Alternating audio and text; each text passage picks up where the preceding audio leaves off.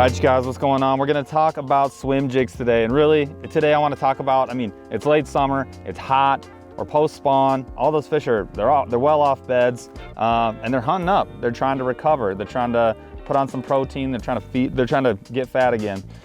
So they're chasing bluegill, the smallest crappie that are in the lake. They're chasing all those bait fish, whatever it happens to be. And that's a great time to throw the old swim jig. Nice thing about a swim jig, super versatile, and it really can work with almost any kind of trailer. So if you've already got some plastics, it's gonna work well for you, but you can customize your plastic to match the forage that you're looking at. So if you're looking at bluegill, you get a bluegill style swim jig and throw that kind of trailer on there too. What I'm looking at today, I kind of want to keep it flat. I want to keep it just up above some of the grass that I'm searching for, but I still want some action. I want to draw some attention. So what I'm going to do is, I've got my swim jig here.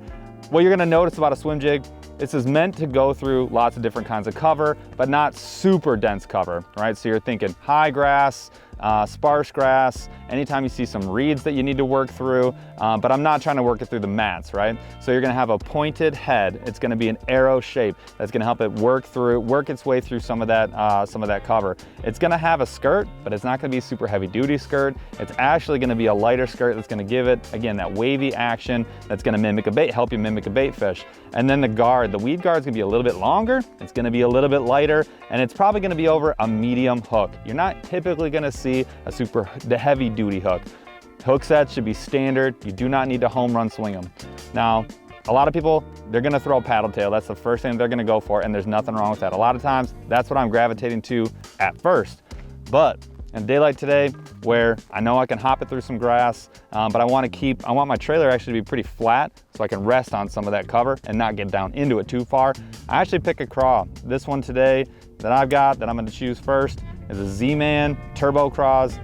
These craws are like two little curly tail grub tails, and they just go bonkers in the water. So you get a little extra action for your trailer. So I'm gonna throw that on right here, and actually I'm just gonna cover this whole area. We got bass all over this grass, and I'm just gonna work my way through it and try and hunt some up.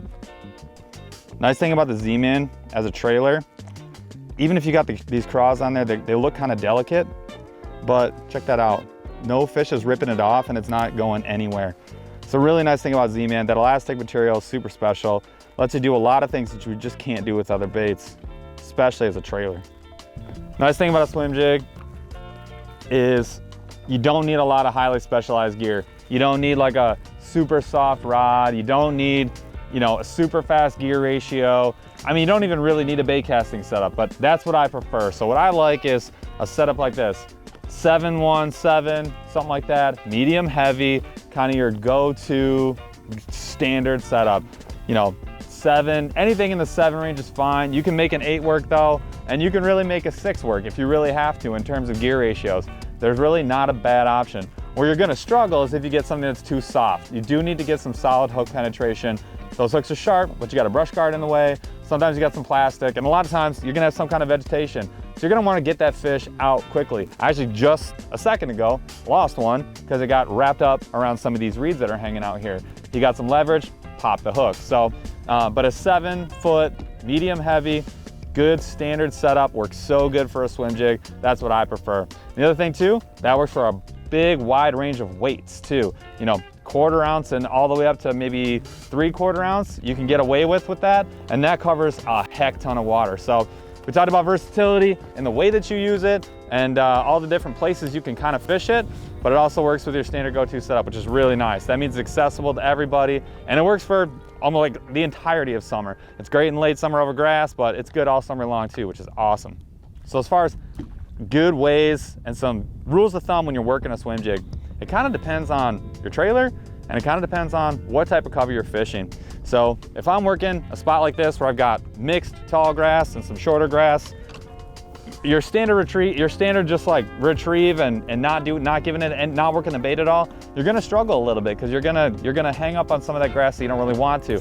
My goal is to stay just above the grass and potentially start ticking it. Once I'm ticking that grass and feeling it, that's when I'm in a good spot. So what I wanna do is, I wanna get to a point where I cast it out, and instead of just steady retrieve and not doing anything, in this case, I wanna lift and drop, lift and drop, lift and drop.